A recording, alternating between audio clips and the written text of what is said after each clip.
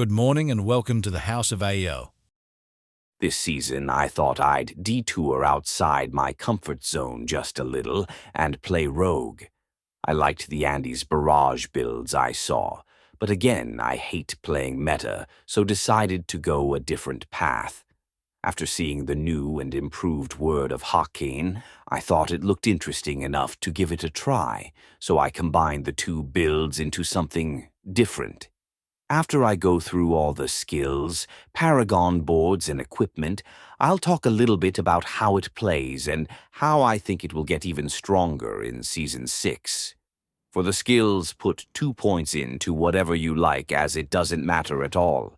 We'll put as many points as we have left into Barrage and take it out to Enhanced and Advanced. Enhanced gives us more chance to spread Vulnerable, and Advanced gives just a little extra crit strike chance. Then we'll move down and take 1 point in Dash Out to Enhanced for even more crit strike chance, and finally into Disciplined to knock down enemies and deal a little damage. Next, move over to Agile to get some dodge chance.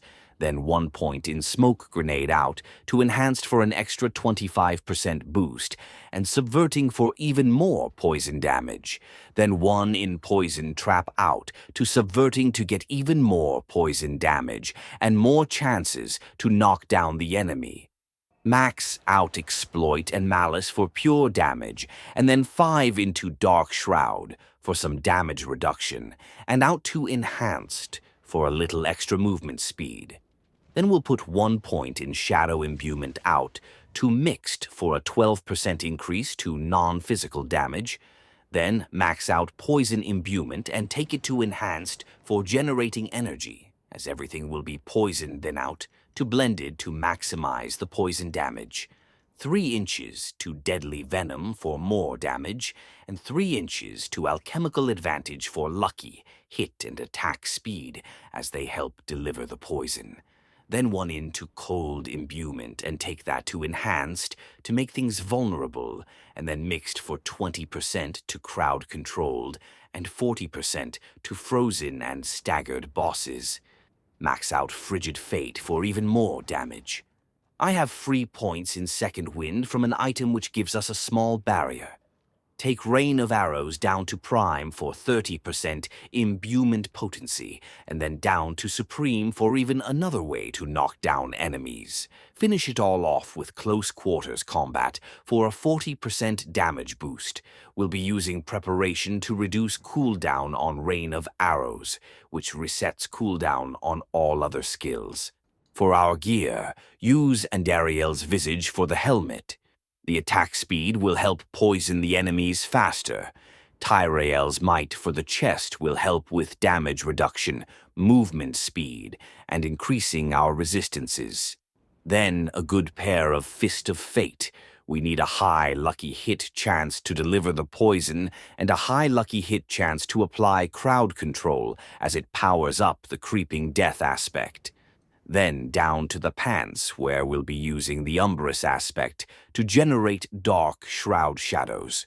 We'll need an armor affix here to cap our armor, and I was low on cold resists, so I decided to add it here, as opposed to putting it on the ring. For tempers, I went with Second Wind for a small barrier and Chance to Immobilize for more crowd control. Down to the boots, where we'll wear Beastfall boots. The movement speed is nice, as is the addition to Agile passive. When we use our ultimate, we reset all our cooldowns and expend all our energy on our next barrage, which empowers our preparation to reset our ultimate and into infinity. Using our cooldowns restores 25 energy, so we always have enough energy to use barrage. The cycle is amazing. My bow is a maxed out wind force, as I like the ranks to Barrage and Malice for more damage, as well as casting Barrage twice and knocking down everything everywhere all at once. The daggers are utter garbage, and I bricked both of them. Oh well. But for aspects, we'll take High Velocity to pierce with Barrage and Creeping Death to do more poison damage. I would like to have gotten damage per Dark Shroud Shadow active on the tempers for both, but ended up with Smoke Grenade size and damage. Damage to poisoned enemies would have been better than either of those. Dex, max life, and damage over time on both of these is optimal. I've opted for diamonds to increase my ultimate damage, but amethyst for damage over time will work just as well.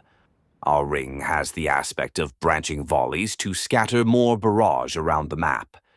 Dex, attack speed, and damage over time here, and then poison imbue lasts longer, and damage per dark shroud shadow for the tempers.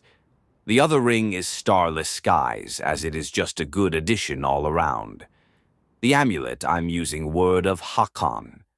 The boost to ultimate damage is great, and our Rain of Arrows drops twice. Even with this much cooldown, Rain of Arrows won't cool down under 12 seconds, so we reset it with Beastfall and Preparation. Rain of Arrows is always imbued with all three imbuements, which is why we put points into each. This makes everything on the map chilled, shadow, imbued, and poisoned at all times. For the Paragon boards, we'll put control in the first slot for damage to crowd-controlled enemies, then up through skillful for more generic damage, which takes us to no witnesses for a 45% X to all skills for 10 seconds. We'll move up the board and slot efficacy, which gives us a nice boost to damage and intelligence, and then an 18% boost to our health. Moving over, we'll get Ruin on our way out for more ultimate damage, and some crit strike damage as well. Then over to Exploit Weakness for 25% damage. On our way to the Glyph, we'll grab Unassailable for a little DR, and then Exploit for more vulnerable damage and damage to injured before slotting Tracker for poison damage. Moving all the way back over to our right, take the Cheap Shot board for damage to crowd-controlled and staggered bosses, where we'll also grab Calculated and Devious for a little more crowd-controlled damage, then slot Fluidity.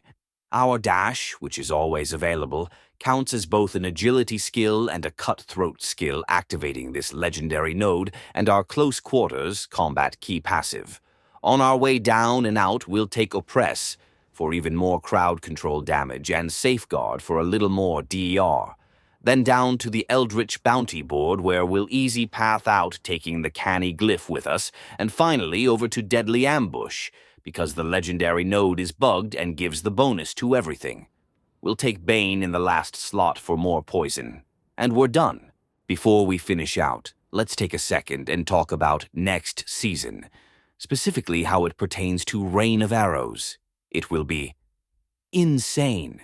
First off, we have the new addition to the skill itself, giving a 40% X damage boost. Next, they are giving us two new passives, Unto Dawn, which gives another 45% to ultimates, and Alchemical Admixture, which says after dealing 3 different types of non-physical damage, which we do with one press of Rain of Arrows, you increase the potency of your imbuements by 40% for 5 seconds, which is further increased by 20% of your total bonus damage to poison, shadow, and cold.